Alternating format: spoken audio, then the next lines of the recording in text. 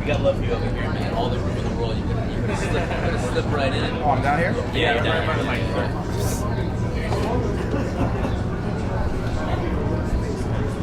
My fellow Americans, bring me great joy to stand in front of you and tell you we can do better than this. We fucked up, but we can come back.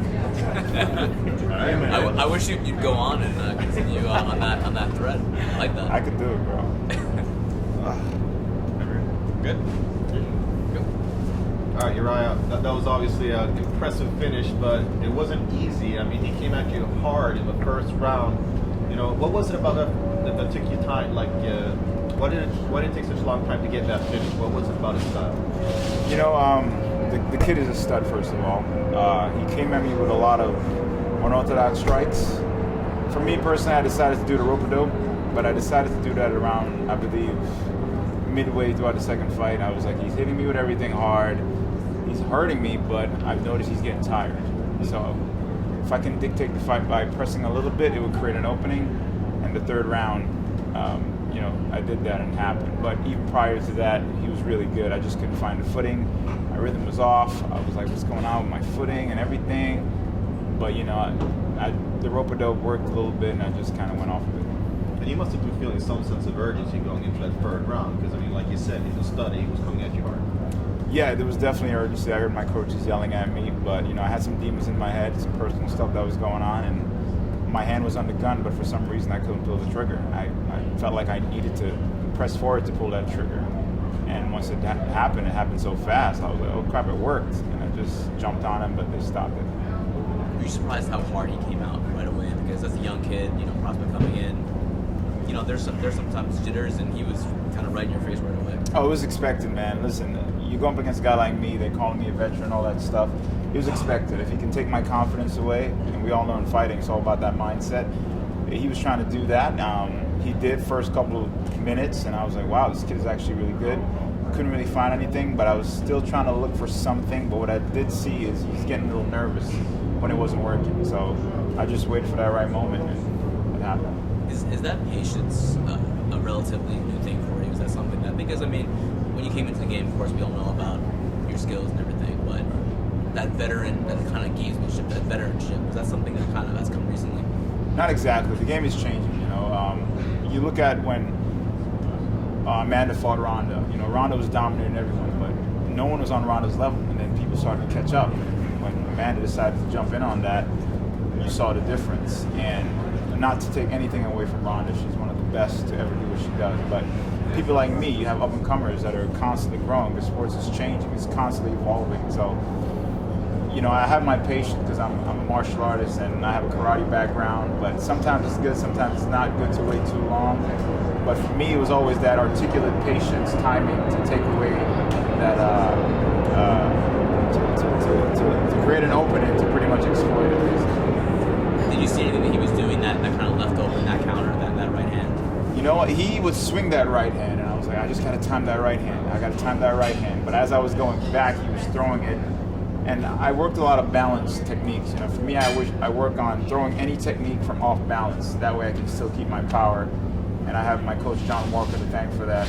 I moved back at a certain angle, and as I was coming back, my force was still generated properly. And I didn't think I would hurt him that much because he was out. Actually, almost kind of scary. His eyes were It was a little out of moment again. I was like, oh crap, what did I do? You had a moment afterwards where you walked over to the cage immediately after, and you could see a lot of emotion on your face. You talked a little bit in your post-fight speech, or was it more about just being able to deal with the adversity in that particular fight, and you came from behind? What was going through your mind immediately after that fight? It was definitely adversity, man. Between the hiccup that happened this week, I became a professional about it. You know, it happens. I said, you know what? In the sport of mixed martial arts, something's going to go wrong that you don't expect, so I have to readjust. You know, if someone's outboxing me, maybe I should take him down or kick him in the leg. But, you know, I was going through some personal stuff with families, and when that happened, it just came out because I was fighting for more than myself. You know, I was fighting for my sister, I was fighting for my mom. You know, I didn't talk about it because I didn't want any sympathy. You know, I knew what I had to do, and I used it motivation. My sister wrote a song called "Keep Standing." That's why I walked out to it. And she said she was inspired to write that song when I broke my toe. But the funny thing is I'm inspired by that song to fight. So it worked so perfectly for us. And, you know, she accomplished so much in her life. She's married with kids. And we've seen people that go through depression, like someone like Robin Williams, where you've never thought in a million years someone like that who's so happy. And when something like that happened, I'm like, oh, that sucks. But when it's happening to someone I care about, it was like, wow, it's really real. And people are really going through this. So when I saw my sister was going through that, I felt like I had to be some kind of positive reinforcement to let her know that, hey, I failed so much on probably the biggest stage in the world, and everyone gets to see me do it. Not everyone gets to see people fail, but everyone gets to see me do it. So if everyone sees me do it and I keep standing, it's a reminder to say, hey, you got to keep standing too, because I haven't figured out a way how to do it. Did you have a chance to talk to your sister after the fight? I haven't spoken to her yet. You know, she's a stud, man. I love her so much.